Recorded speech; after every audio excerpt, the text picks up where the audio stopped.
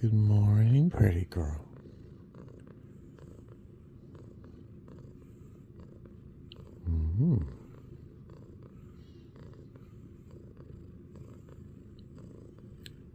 What a good girl you are.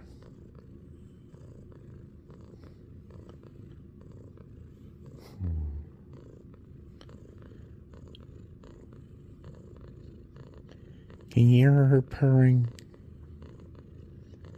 Yeah. Buddy is down below my knees, behind Eleanor. This is the only way I can get the two of them really especially close. Yeah. Good morning.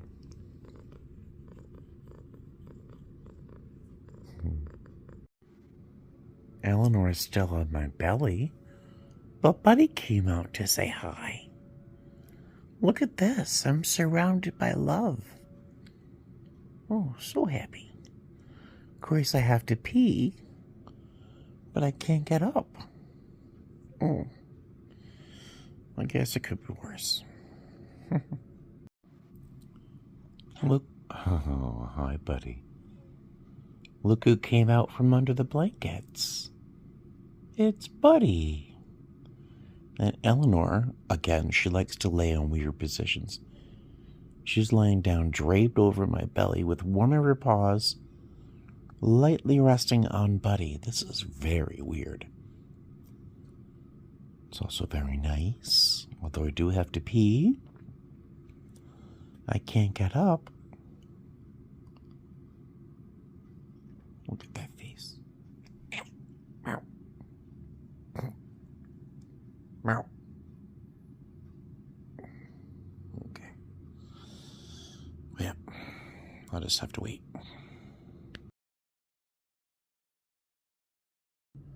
Hello, Eleanor. Good morning. There is no sign of Eleanor getting out of bed anytime soon. Nope. Eleanor. Hi. Hey guys, how are ya? Welcome back to my channel. It's me, Steven. I'm at the airport employee parking area. I just got an okay parking spot. I'm hiding from the sun. The sun is blazing sideways, so I couldn't even see the camera when I was sitting in the car. So I got out, but the wind is blowing 65-mile-an-hour gusts. So I'm literally hiding in the back of my car to say hello to you. Hello, hello, hello. So today is March 1st. It is 4:08 in the afternoon. Today's a big day for me. Does anyone remember what March 1st is? It's a big day. That's right. March 1st, 2017 was my first day of flight attendant training. So it's officially my hire date. I get my next pay raise, I think it's my anniversary of being released to the line, which I think is April 1st or April 2nd, I think. But 7 years as a flight attendant officially. I got an email from my company today thanking me for my work and celebrating, and it's a very exciting day for me. 7 years. I've only had one other job longer than this. It's when I worked at Neiman Marcus. But let's see. So I'm going to head to the airport in a moment. My report time is 5:01 in the afternoon. We've got a 6 o'clock flight out to Pittsburgh. I'm in Pittsburgh for something like 18 hours, something like that. Enough time to eat, get a good sleep, and do the last remaining online modules in preparation for recurrent. My recurrent is on the 13th, and then the next week is my birthday, March 21st. So it's a good month. It's a good month. It's a good month. So let me get into the airport before I get blown away here, and I will see you soon. Hey there. Hi. So our flight to Pittsburgh is going to be 3 hours and 40 minutes, 117 passengers on board. And hello. Hi. Can I push this? Oh, I don't want to push the door because sometimes it set off an alarm. But I'm just giving you this hat I found in overhead. Then, do you have the captain's paperwork? Yes. Is Rose down there? Yes, we're all down there. Yep, 3 hours and 40 minutes, 117 passengers. My chaser is Carly, who is an absolute dream. If you remember way back, I had one layover in Manchester. Oh, what nice light. Manchester, New Hampshire. She brought me a cat t-shirt. I will always remember that. She is the sister and daughter of two of my coworkers that were in my class. So we have a mom and two daughters, but blah blah blah. Am I making any sense? I'll see you soon. So you know you're in Pittsburgh when you see the Tyrannosaurus Rex. We have to head down to door 6 or something to get a cab to the hotel because the shuttle no longer runs at this hour. It's just about 1 o'clock in the morning. I'll tell you about the flight when we get to the hotel. That was maddening. Oh my God, I am fluorescently upset. It is now 1:47 in the morning. It took us probably 25 minutes to get into the hotel once we were actually at the door. No one would let us in. No one would answer the phone. I'm pounding on the door, pounding on office windows because we are tired. And no one responded. And finally someone shows up. She's like, oh yeah, I answered the phone, but no one was there. Yeah, we all called. Oh, man, I was so upset. I had to apologize though, because I was being kind of a jerk, but I felt justified, which is always a sign that I'm being a jerk, really, honestly. But I need to take this uniform off. I'll talk about our flight shortly, and then I'm going to bed. And maybe I should eat something first. I'm cranky. Hey there, and let there be light. So I've got some soup in the microwave. I need to eat soon because I am still irrationally upset, and I am irrational over this whole clawing our way into the hotel. It just was beyond. It was just unnecessary, but I also got very upset about it. So I need to calm down. So I need to eat some soup. Our flight tonight was very easy. It was a lot easier than getting into the hotel. It felt like a red eye, but it was a surprisingly early flight for me. Usually the first flight of a trip for me usually is a red eye starting at like 10 o'clock, 11 o'clock at night. Here, I think we took off just after 6 p.m. So it was a surprisingly early flight, but really nice, really, really nice. We were scheduled to have 117 passengers. We ended up with 109 with some misconnects or some no-shows. Really, really nice passengers, super easy, no drama, no trauma. One passenger made me a little paper butterfly, which is in my pocket somewhere, crushed, I'm sure, but it was very sweet. What else? Yeah, that was it. Outside of having to claw our way into the hotel, it was a perfect anniversary day for work. So yay, I'm going to have my soup, crawl in bed, go to sleep.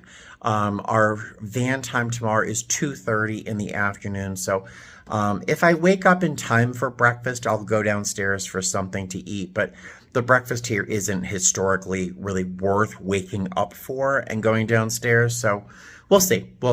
I'll show you if I do go down for breakfast. All right, I'll see you then. Bye. Hey there, me again. Ugh. I was letting my food heat up in the microwave, and I'm thinking, oh, I was such a jerk. I need to go downstairs and apologize to the young lady whose name is Amanda. So I let the food sit in the microwave, went downstairs, and I knocked on the door to the office, and I was like, hi, can I apologize? And I said, I totally apologize. I was being irrationally upset and I was just being hangry and blah, blah, blah, but there's no excuse for it. She's like, it's okay. And she started to tell me about her day, and she's had like a 15-hour work day because someone called out sick and blah, blah, blah. So she's like, we commiserated because we both have days like that. And I said, no excuse. And I said, I totally apologize. Oh, my soup is letting me know it's still ready for me. And I said, can I get a hug? And so we hugged it out a little bit and just ended up having a very, very nice conversation. In the end, of course, she's a lovely person and I was being hopefully trying to make up for being a jerk. But yeah, I was really not pleasant. But so we ended up having a nice little chat. It's now 2:40 in the morning. We started talking about passengers and hotel guests and having a very nice time downstairs at the front desk. But I really need to eat, so I'm going to eat my soup, and I will see you tomorrow. My goal in life is to never have to apologize again for being a jerk. I should eat more. Hey guys, good afternoon. It is 1:52 in the afternoon. Our showtime is at 3:03 in the afternoon. And originally we had scheduled, the hotel had scheduled us a van for 2:38 or something. So we just rounded it down to 2:30. And then this morning I'm thinking, well, that's not really a lot of time to get to the airport. So maybe we should leave at 2. Then one of my coworkers messaged me and said, hey, did you notice we have a delay? So our flight is delayed a little bit. So we're going to take the 2:30 shuttle. Still getting there a little bit early, I think, but that'll give us time to get a coffee, maybe a bite to eat, because we are going to be flying to Fort Lauderdale and then to Las Vegas. So a coffee especially will be very welcome. So I'm hanging out here getting ready for work fairly slowly, and which is usually a recipe for trouble. But I'm watching some YouTube videos, as I usually do. And there was a video that popped up. I'm going to try my best to remember to put a link to it in the description box below. But it was a video, something around the idea of 5 financial habits, or 5 habits you may have developed from growing up poor. That's the gist of the title. I'll look for I'll try to put a link below again. And I'm not sure if I've really ever spent much time talking about poverty as a child and being food insecure as a kid. Maybe I'll talk about that one day. But I grew up super poor. We were poor. My mother just could never really keep a job. Her drug and alcohol habit ate up a lot of our money. We never had I would get the big trouble I would get into. I never really did anything wrong as a kid. I was so afraid of my mother. I never did anything wrong, but the things I would do that would really garner me a beating would be to drink my milk too fast. We were allowed 1 glass of milk. If we had milk, we were allowed 1 glass because there wasn't enough money for 2 glasses of milk for dinner or during the course of a day or for breakfast. We would eat Cheerios, sometimes dry, for dinner, or scrambled eggs were a big thing in my mother's recipe box. Scrambled eggs, because eggs back in the 70s, eggs were super cheap. You could feed, a big family on just eggs. Yeah, I would get in serious trouble because I loved drinking milk and I would drink it too fast. Blah, blah, blah. But so I grew up as a little kid, super duper poor. My mother was doing all sorts of illegal activities just to buy us Christmas presents. But, getting dinner on the table was whatever, blah, blah, blah. And then I moved in with my grandmother and my grandfather, who financially weren't really prepared to handle another teenager. Blah, keep talking about it. But, so growing up, super poor. And watching this video, I don't know, it was mind-blowing. There are 5 things that this woman talks about in very candid ways that are straight out of my life story in terms of how I deal with food, how I deal with money, how literally to the point where I am much more comfortable leaving the air conditioning off until my condo gets to be 85 degrees because I don't want to spend a lot of money on air conditioning. That I don't turn the heat on until it's 60 degrees in my condo. And that's because I don't want to spend I don't want to have a $600, electric bill. But she literally lists 5 things that are lifted out of the back of my brain that echo being poor as a kid and being food insecure. Back when I was, little memory, back when I was in 8th grade. I was in 8th grade. My room was always a mess. It still is. But my mother went in my room and started cleaning my room, and she found peanut butter and jelly sandwiches, dried and moldy sandwiches, under my bed. And bananas, I had hidden bananas, like the worst thing you could possibly hide under a bed. I had hidden bananas under my bed because I wasn't sure if I was going to have enough food the next day, so I would hide food under my bed like a squirrel or something, you know.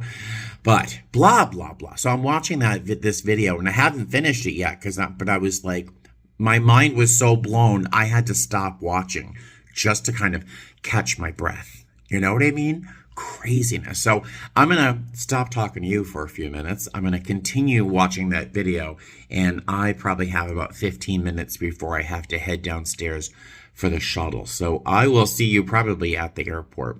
The things I say to you. Crazy. Oh my God. Guys, I'm putting my pants on. Well, not right now, but I was just putting my pants on while listening to this video I was just spending a lot of time talking to you about. And she literally started talking about keeping her, the not turning the heat on until it was 60 degrees. She literally said 60 degrees. And then how she would hate taking a shower when she was young because it was going to be so cold when she got out of the shower. And I would dread taking a shower because it was so cold when I got out of the shower. That would I'd be in my 40s and my early 50s when I felt like that. Crazy. All right, so I'm going to go back to watching the video. I'll see you later. All right, folks. Hi, welcome to Fort Lauderdale. What a nice flight. We were very, very full. Every seat was taken. We had a ton of children on board. Every one of them behaved beautifully. The adults all behaved beautifully. It was very strange. And I'd say 40-50% of the aircraft was full of students going to spring break in Fort Lauderdale. And they all behaved beautifully. It was very strange. I was expecting a very different flight, but it was beautiful. Amazing crew. My chaser, Carly, a doll. Her sister Haley was in my class, and her mom Beth was in my class. So it's just like a whole family affair. But really, really, really nice flight. So that was very nice. 2 hours and change. But how long was that? 140? I forget. It wasn't a very long flight. But our flight to Vegas is supposed to take over 5 hours. Oh, kill me. But I'm off for weeks after this, so I shouldn't complain, right?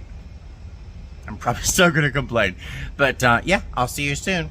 So I saw numbers for our flight to Las Vegas. We have 170 guests, and it's going to take us 5 hours and 19 minutes. It could be worse. It could be faster. But my chaser seems really cool. And yay, super duper. Our pilots are coming in from Santo Domingo, so they actually have to come through customs, so that might delay us a few minutes. But last leg of the day, going home. I'm off for like 2 weeks. Very excited. So I will see you in Las Vegas. Oh my God, I'm being blown away. Woo. Oh my God. Hey guys, how are ya? Welcome back to Las Vegas. The wind is howling. It is so crazy. Landing was a circus. I mean, thank God I was up in front because the plane was like doing somersaults. But yeah, we landed safely. Oh, it's very chilly, very windy. So let me talk to you in the car. Look how dirty my car windshield is. Look at that. This is all blown dust and dirt that has accumulated on the surface of my poor little car. Yeah, look at that schmutz. See, can you see the car is like shaking in the wind? It's crazy, crazy, crazy. Oh, hey guys, hi. Let me get my lanyard off so you can't see it. There we go. Hi guys, welcome back to Las Vegas. Welcome back to my car. Sheeny, I guess. Boy, it looks like it's snowing. Look at all the crap on my car. So hi. Welcome back. That flight from Fort Lauderdale to Las Vegas, it's flight number 777, lucky sevens. And it is renowned for being a lot of work.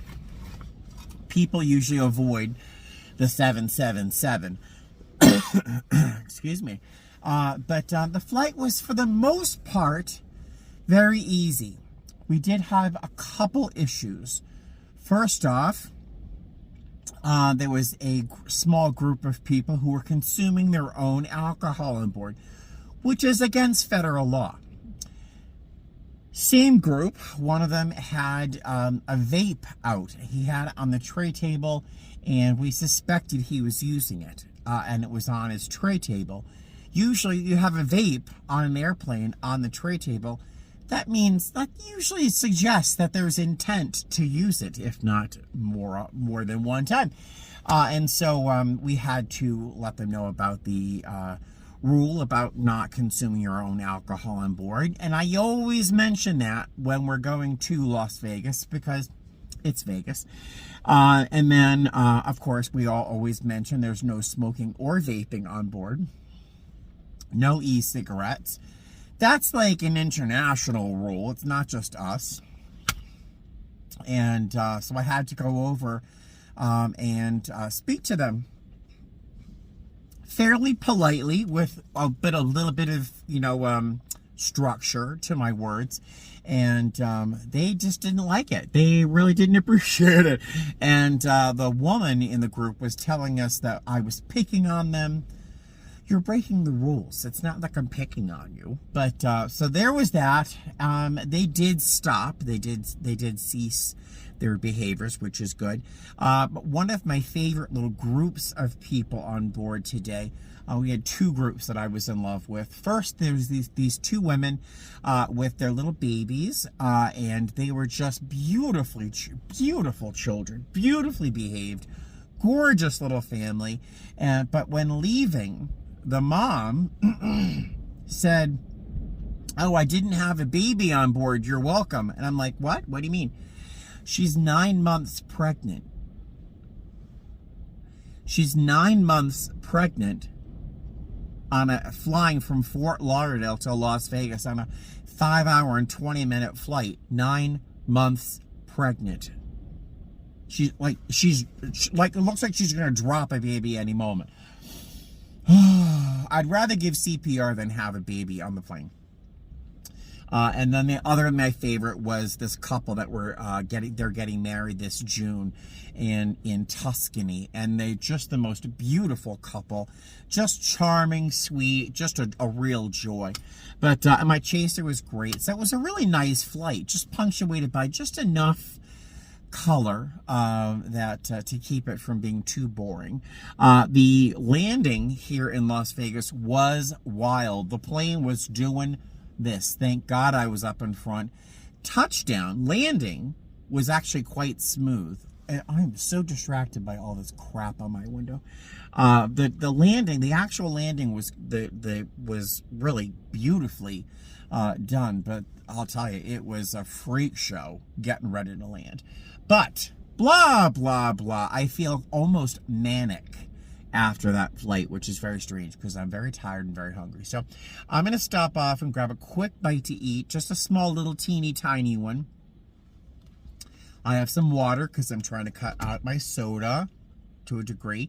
And then I'm going to go home and love on my cats, and I will see you in another video very soon. I'm not quite sure what that topic will be because I will not be working for a little while. But yeah, I'll talk to you later, all right? Thanks for joining me, and I'll talk to you soon. Fly safe. Bye.